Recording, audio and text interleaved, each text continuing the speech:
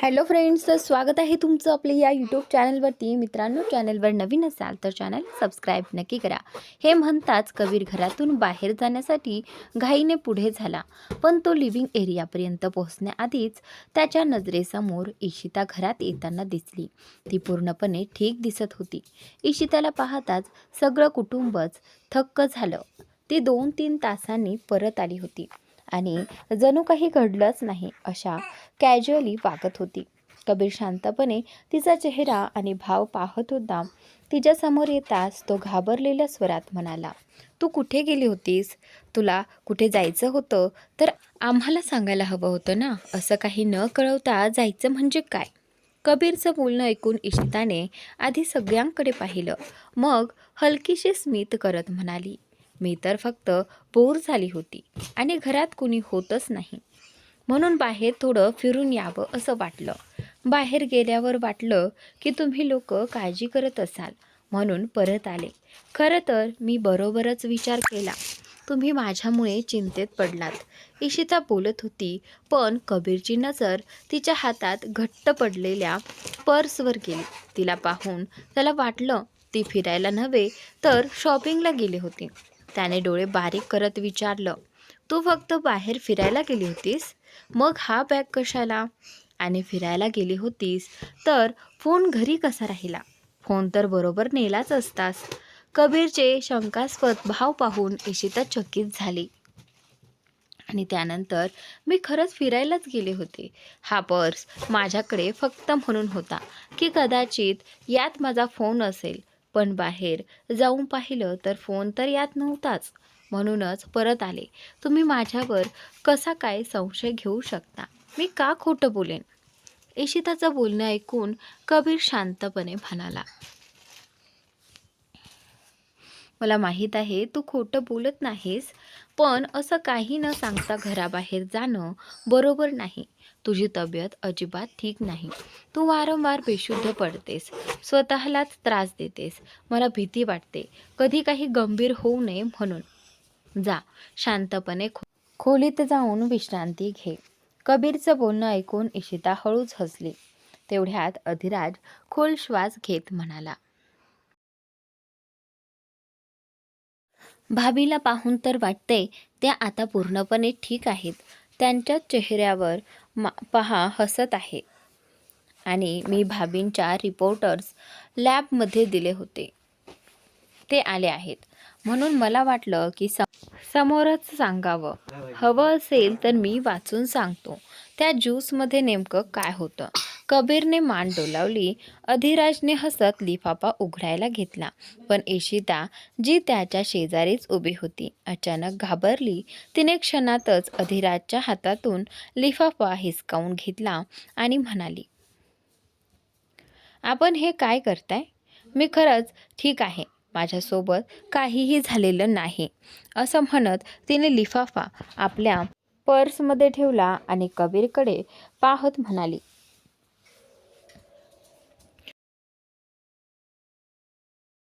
"तुम्ही माझ्या मागे एवढं का लागता? मी सांगते ना, मी पूर्ण ठीक आहे. आता मला काही होत नाही." इशिताचं वागणं पाहून कबीर चकित झाला. "इशिता, हे काय चाललंय? रिपोर्ट मला दे. मला पाहायचं आहे त्या ज्यूसमध्ये नक्की काय होतं. तू वारंवार बेशुद्ध कशी पडत होतीस?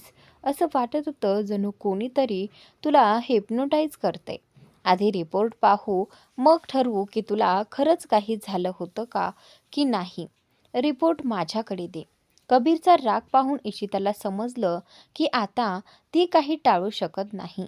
तिने पर्समधून रिपोर्ट काढून परत अधिराजला दिला आणि त्यानंतर अधिराजने रिपोर्ट घेतला, पण त्याला लगेच जाणवलं लॅबमधून मिळालेलं लिफाफा खूप जाड होतं आणि हे खूपच पातळ होतं. पण त्याने आधी मनातलं मनातच ठेवून लिफाफा उघडला आणि रिपोर्ट वाचायला सुरुवात केली. कबीर आणि घरातील इतर सगळे अधिराजकडे पाहत होते. कबीरने विचारलं, "काय झालं? रिपोर्टमध्ये काय लिहिलंय?" आणि त्यावेळी अधिराजने पूर्ण रिपोर्ट वाचून घेतला आणि चेहऱ्यावर हलकंसं हास्य आणत म्हणाला, "सगळं नॉर्मल आहे. काहीच नाही. बहुतेक माझी चूक झाली असावी. मी कदाचित जास्तच विचार केला. रिपोर्ट पूर्णपणे ठीक आहे. वहिनीला काहीच त्रास नाही आणि पंजाबच्या डॉक्टरांनी दिलेले रिपोर्टही कदाचित बरोबरच असेल. तरीसुद्धा माझ्या समाधानासाठी आपण ते रिपोर्ट पुन्हा तपासणार आहोत. ती तपासणी आता 15 तासांत येईल, अधिराज म्हणाला. अधिराजचं बोलणं ऐकून इशिता हसत म्हणाली, मी तर तुम्हाला आधीपासूनच सांगत होते की मी पूर्णपणे ठीक आहे. मला काहीच झालेलं नाही. उगाच तुम्ही तुमचा वेळ वाया घालवताय. यापेक्षा तुम्ही हॉस्पिटलमध्ये एखाद्या पेशंटचा उपचार केलं असतं तर बरं झालं असतं.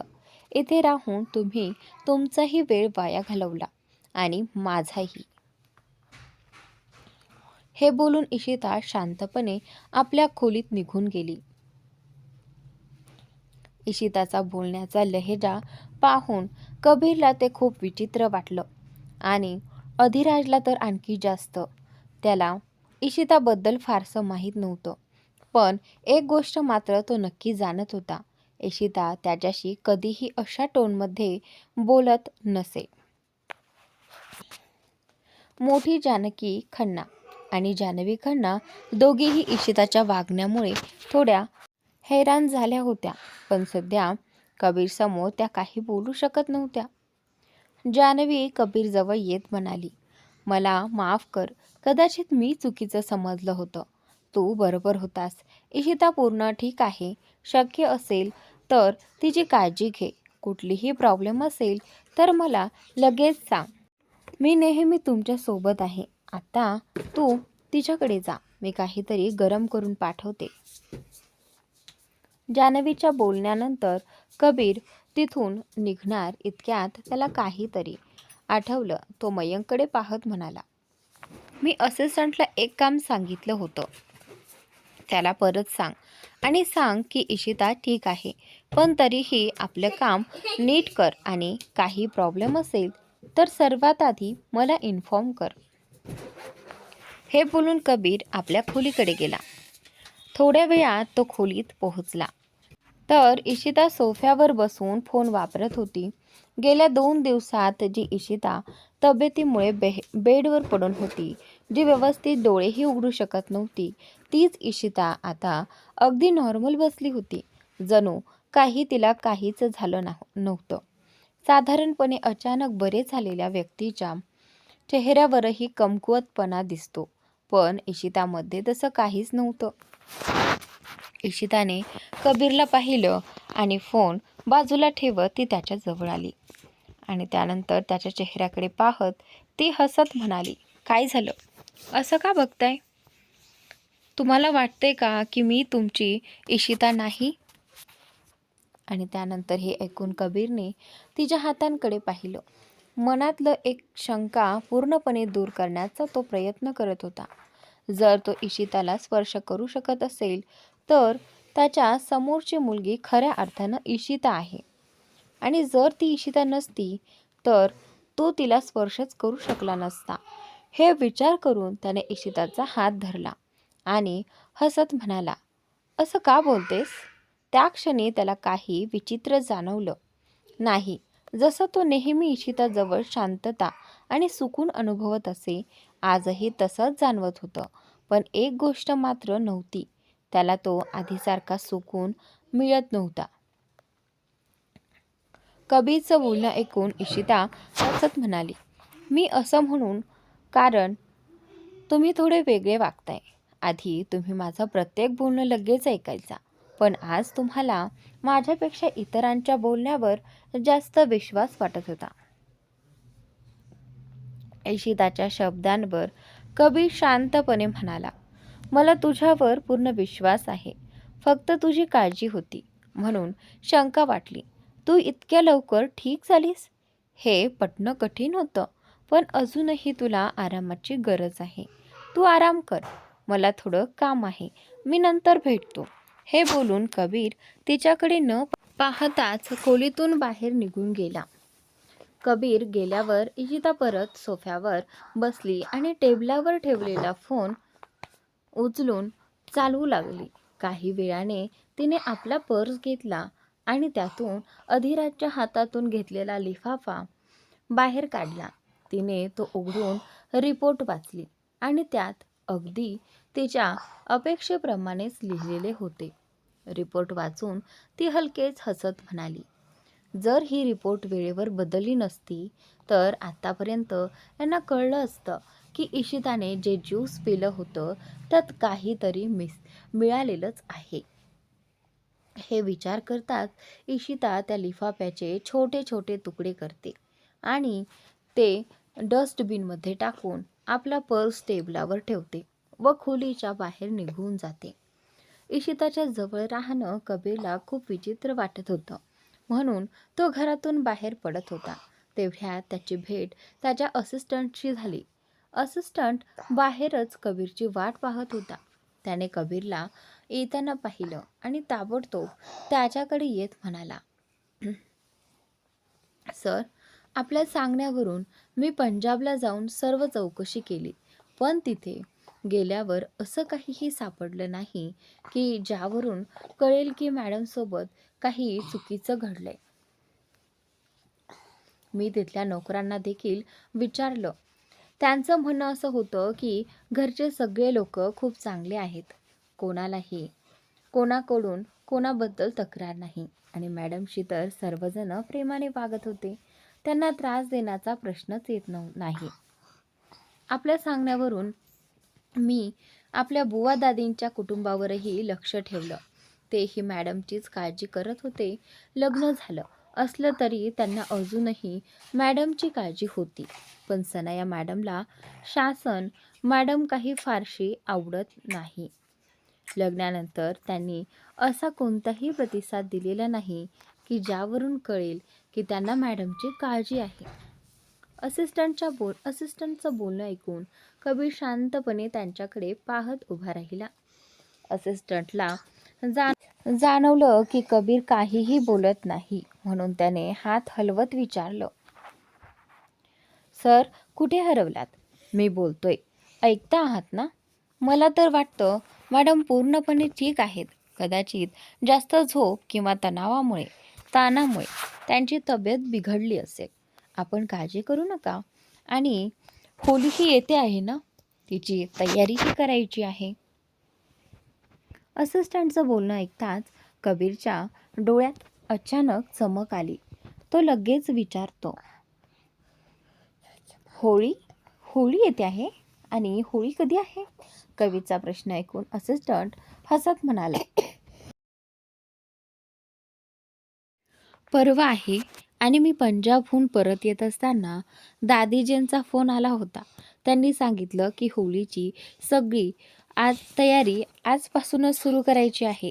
बऱ्याच गेस्टनाही बोलवायचं आहे. आणि सर, मी एक सांगू, याच होळीला आपण मॅडमला प्रपोज करा. आता तरी आपण दोघांनी एकत्र यायला हवं. किती दिवस असंच एकमेकांपासून दूर राहणार? असिस्टंटच्या शब्दांनी कबीरच्या डोळ्यातली चमक आणखी वाढली. तो तर आधीच ठरवून बसला होता की हीच एक योग्य संधी आहे इशिताला प्रपोज करण्याची. हे तो कसं सोडू शकत होता? पण त्याच्या मनात अजूनही एकच भीती होती, इशिता त्याच्यावर प्रेम करते का? जर तिने त्याचं प्रपोजल नाकारलं तर? कबीर अचानक चिंतेत गेल्याचं पाहून असिस्टंट घाबरत म्हणाला, सर, काय झालं अचानक? आतापर्यंत तर आपण हसत होतात, आता चेहऱ्यावर काळजी का?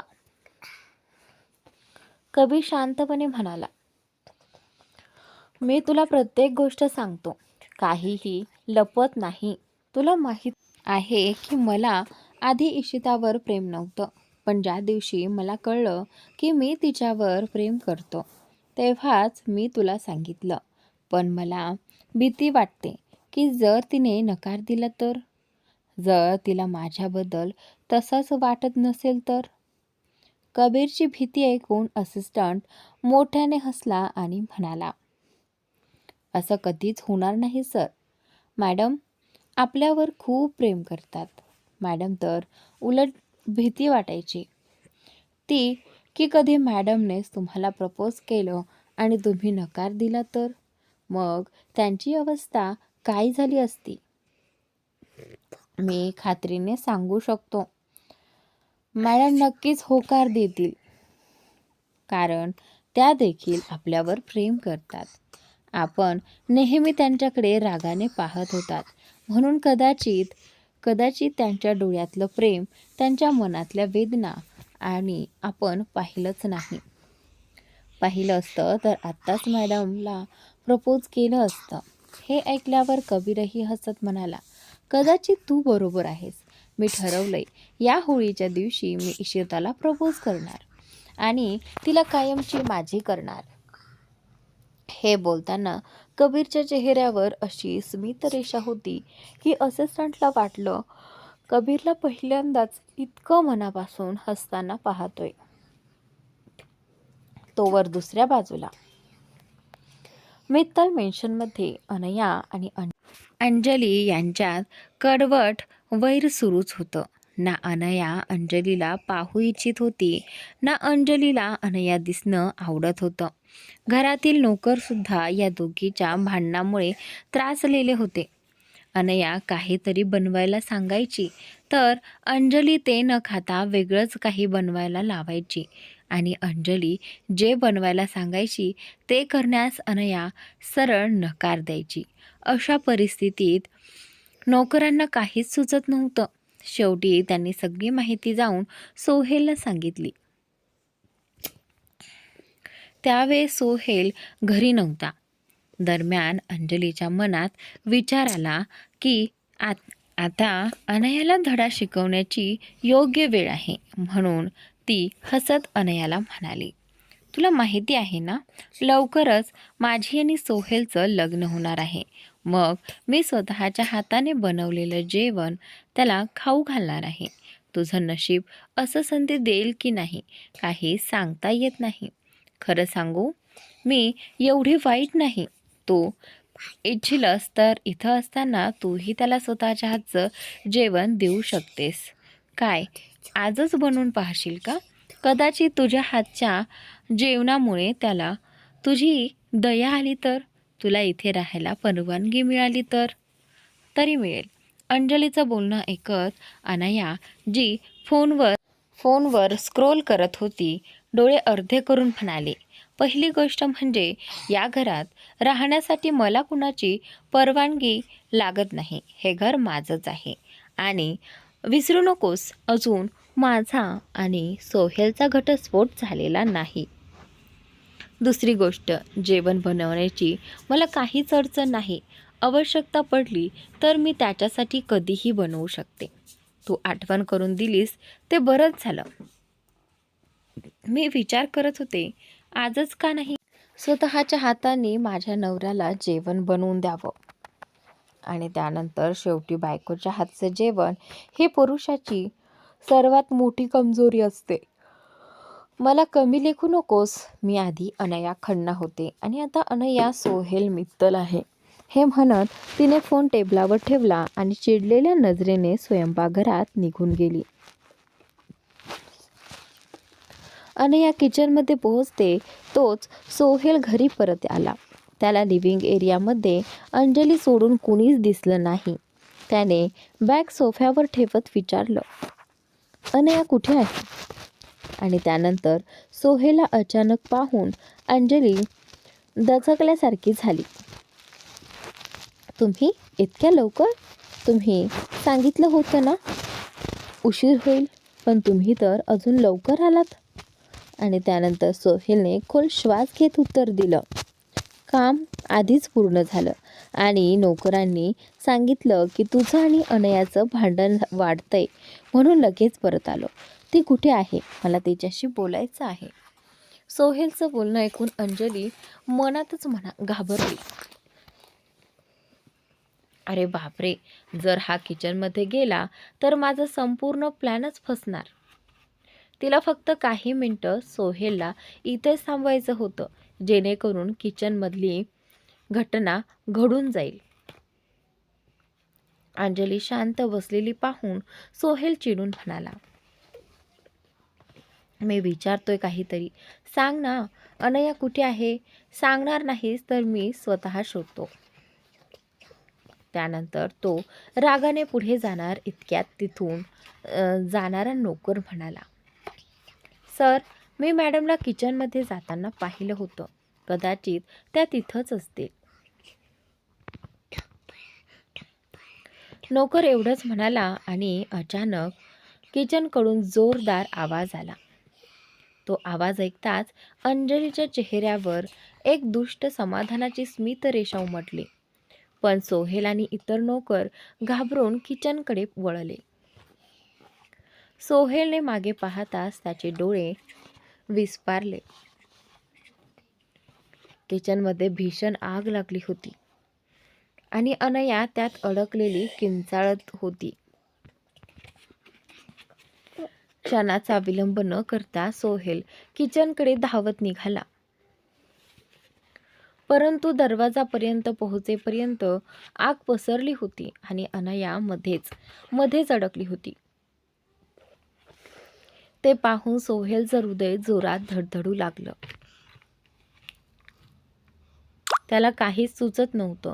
तिला कसं वाचवायचं? तेवढ्यात त्याला काही आठवलं.